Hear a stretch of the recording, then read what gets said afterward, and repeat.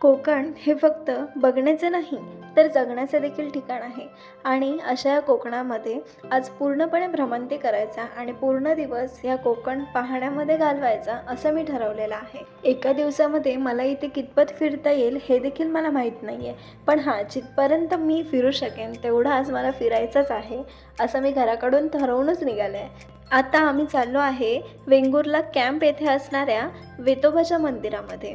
हे मंदिर फार लोकांना माहीत देखील नसेल, तर आता माझ्या व्हिडिओद्वारे तुम्हाला ते पाहायला मिळेल। चला आपण मंदिरामध्ये जाऊ।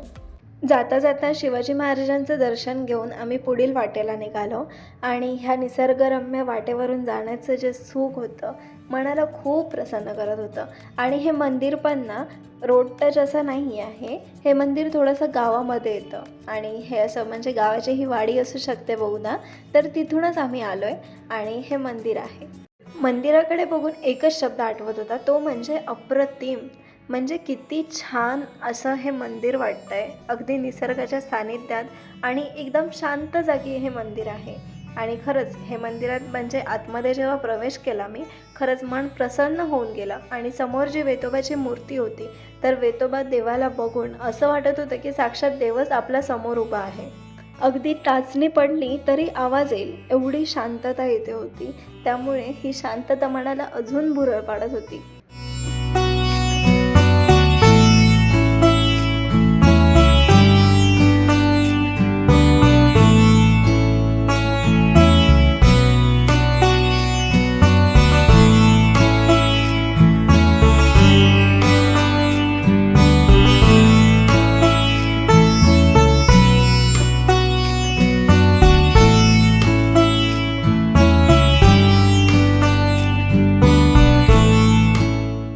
जे लोक तळकोकणामध्ये राहतात त्यांना हे माहिती असेल की जिथे जिथे वेतोबाचं मंदिर असतं त्याच्या अगदी जवळपास कुठेतरी सातेरी देवीचं मंदिर देखील असणं हे निश्चितच आहे। तर या मंदिराच्या समोर देखील सातेरी देवीचं मंदिर होतं आणि आता आम्ही सातेरी देवीच्या दर्शनासाठी निघालो आहे। गंमत म्हणजे ह्या जागेवर मी सगळ्यात पहिल्यांदाच आले आहे, मला इथलं काही फारसं माहीत नव्हतं आणि हे मंदिर पण मी पहिल्यांदा बघितलं आहे आणि आता हे सातेरी देवीचं मंदिर देखील मी पहिल्यांदाच पाहत आहे। त्यामुळे मन तर खूप खुश होतं आहे की अशा नवीन नवीन जागा मला इथे एक्सप्लोअर करायला मिळत आहेत, त्याच्यामुळे माझा आनंद तर गगनात मावेना। त्यात माझा हा मित्र मला इथे घेऊन आला, हे त्याचे माझ्यावर उपकार म्हणायला पाहिजे खरं तर, कारण की ह्या जागा मी स्वतःहून इथे राहून एकटी तर फिरूच नाही शकत, सोबत कोण ना कोणतरी लागतंच आपल्याला ना। सो त्यासाठी आपल्यासोबत कोणतरी असलं ना की असं म्हणजे फिरता येतं, कोकण एक्सप्लोअर करता येतं। अशाच आनंदी मनाने मी आता काहीच वेळात या मंदिरामध्ये पण पोहोचेल। तर आता आपण हे सातेरी देवीचं मंदिर पाहू।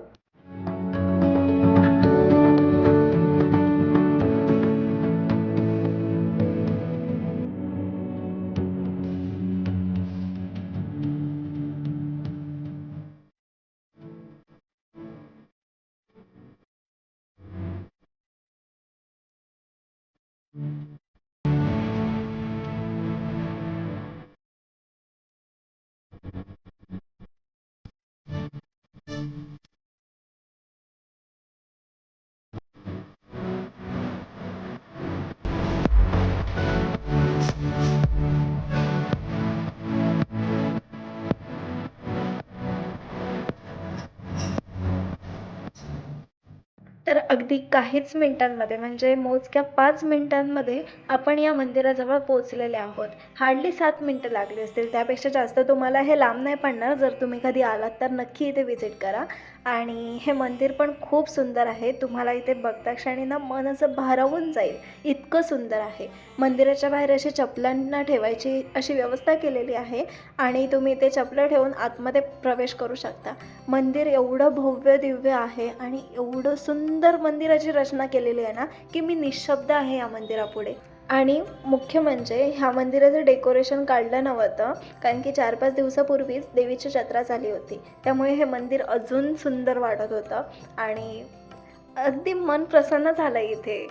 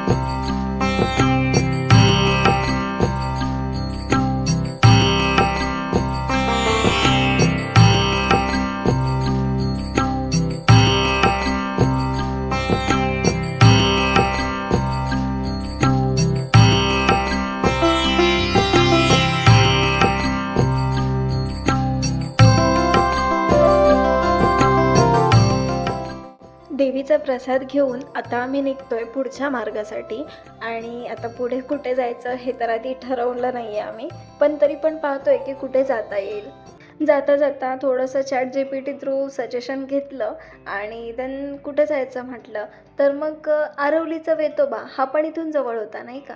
मग आम्ही आरवलीच्या वेतोबाच्या दर्शनासाठी चाललो आहे. आता जाता जाता इथे एवढं म्हणजे निसर्गरम्य वाटा आहेत ना, की ह्या वाटांचं हे सौंदर्य पण कॅप्चर करावंसं मला वाटलं आणि ते मी केलंसुद्धा आहे आणि ते तुम्हाला इथे पाहायला देखील मिळेल. सो चला आपण रस्ता एन्जॉय करू मंदिर येईपर्यंत. खरंच म्हणजे गावी कधीतरी येणं हे एवढं सुख देऊ शकतं हे मला आता कळतं आहे. म्हणजे अजूनपर्यंत मी आले घरी देन बाकी सर्व गोष्टी असतात आपल्या. गावी येतो आपल्या काहीतरी कामासाठी आपण. पहिल्यांदा मी स्वतःसाठी वेळ काढून आले आहे ना, ही गोष्ट मला खूप महत्त्वाची वाटते आणि आजचा दिवस मला म्हणजे वर्थ इट आहे असं वाटतं आहे. आणि खरंच आपलं कोकण एवढं सुंदर आहे ना, की हे परक्यांना देखील आपलंसं करून घेतं आणि आपण तर कोकणातलेच आहोत, त्यामुळे आपल्याला हे आपलेपण देतं आणि एक मायेची मिठी मारतं आपलं कोकण आपल्याला, असंच भासतं जणू. आणि आता ह्याच घटनेवरती आधारित मी एक स्वतःसाठी निर्णय घेतला आहे, तो म्हणजे कधी ना कधीतरी 1-2 महिन्यातनं एकदा तरी गावी यायचं, एक दिवस स्वतःसाठी काढायचा आणि असं मंत्रमुग्ध होऊन जगायचं. कारण की हे आयुष्य आपल्या हातात नसतं की आपण कधी शेवटचा श्वास घेऊ आणि देन अशा ह्या आयुष्यामध्ये असं जर सुंदर स्वर्ग बघायला मिळतो आहे जिवंतपणी, तर तो पाहणं काय वाईट आहे, बरोबर ना?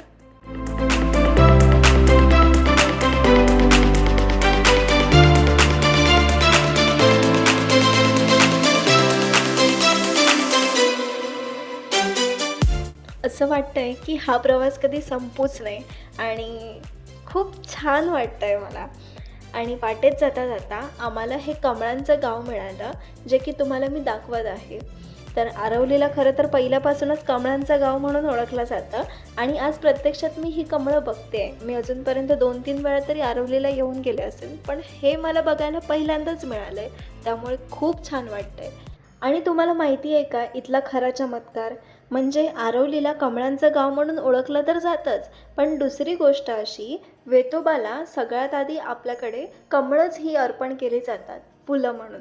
तर ही खूप आनंदाची गोष्ट आहे. म्हणजे ज्यासाठी गाव प्रसिद्ध आहे तीच देवाची आवड देखील आहे.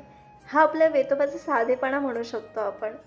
आता आपण फायनली पोचलो आहे वेतोबाच्या मंदिरामध्ये. चला आपण वेतोबाचे दर्शन घेऊ. जसं की मी तुम्हाला म्हटलं की वेतोबाला कमळे आवडतात, म्हणजे फुलं म्हणून देवाला कमळे सर्वप्रथम अर्पण केले जातात, त्यानंतर बाकीची फुलं. त्याचबरोबर देवाला ही केळीचे घड देखील अर्पण केले जाते. म्हणजे काही जण जेव्हा नवस ठेवतात किंवा स्वेच्छेने देवाला ही केळी अर्पण करतात. आणि अजून एक गोष्ट सांगायची राहिली ती म्हणजे मी जेव्हा पण गावी येते ना तेव्हा तेव्हा माझं आरवलीच्या वेतोबाचं दर्शन होतंच होतं. का ते मला पण माहिती नाही, कारण की मी कोणत्याही प्रकारचं प्लॅन केलेलं नसतं की मला आरवलीच्या वेतोबाला जायचं असतं असं काही. पण जेव्हा जेव्हा मी येते ना मला देवाचं सहजपणे दर्शन होऊन जातं. ही कदाचित देवाची इच्छा असेल बहुधा. कारण की सगळी सूत्र ही आपल्या वेतोबाजवळच हलतात असं म्हटलं जातं आणि कदाचित माझं येणं हे देखील त्याच्याच इच्छेमुळे होत असेल. आणि खरंच मला आता स्वतःचं नशीब थोर वाटतं आहे की मला म्हणजे अपेक्षित नसतं की मी इथं येणं, पण हे होऊन जातं. देवाची कृपा म्हणावी याला खरंच, म्हणजे मानलं पाहिजे. मी आता तुम्हाला सांगू इच्छिते या मंदिराचं अजून एक रहस्य, ते म्हणजे या चपला. वेतोबाच्या या चपला वेतोबाच्या पायाच्या आकाराच्या आहेत असं म्हटलं जातं आणि ही चपले घालून वेतोबा संपूर्ण गावामध्ये रात्रभर फिरतो आणि गावकऱ्यांचे रक्षण करतो असं म्हटलं जातं आणि म्हणूनच देवाला राखणदार असं देखील नाव आहे.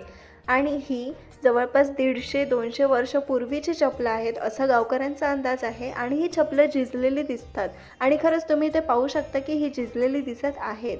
ही जनावरांच्या चामड्यापासून बनवलेली आहेत आणि खूप छान म्हणजे इतिहास आहे या मंदिरामागे. या मंदिरामध्ये आल्याच्या नंतर ना कितीही गर्दी असू द्या, पण तुम्हाला एक ना विलक्षण अशी शांतता लाभते.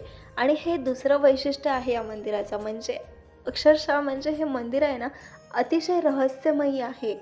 माझं नशीब अजून थोर यासाठी की मला या मंदिरामध्ये महाप्रसाद मिळतो हे माहीत तर नव्हतं, पण मला तो घेण्याची संधी लाभली. त्यामुळे मी खरंच म्हणजे भाग्यवान समजते स्वतःला की एकाच दिवसामध्ये एवढे सारे चमत्कार कसे काय होऊ शकतात. आणि जे पण अनएक्सपेक्टेड आहे माझ्यासाठी, मी खरंच म्हणजे विचारही नाही केला होता की माझ्यासोबत आजच्या दिवसामध्ये हे असं काही घडेल. मी खरंच खूप आनंदी आहे, खूप आनंदी आहे आणि मी आज अचानक हे गावी येण्याचा निर्णय घेतला ना, तो निर्णय खूप योग्य होता असं मला वाटतंय. आणि आता आम्ही निघालोय अजून एका देवस्थानासाठी, जे की खूप प्रसिद्ध आहे. कदाचित तुम्हाला ते माहीत असेल. जर तुम्हाला काही गेस असतील तर नक्की कमेंट करून कळवा. भेटू पुढील व्हिडिओमध्ये.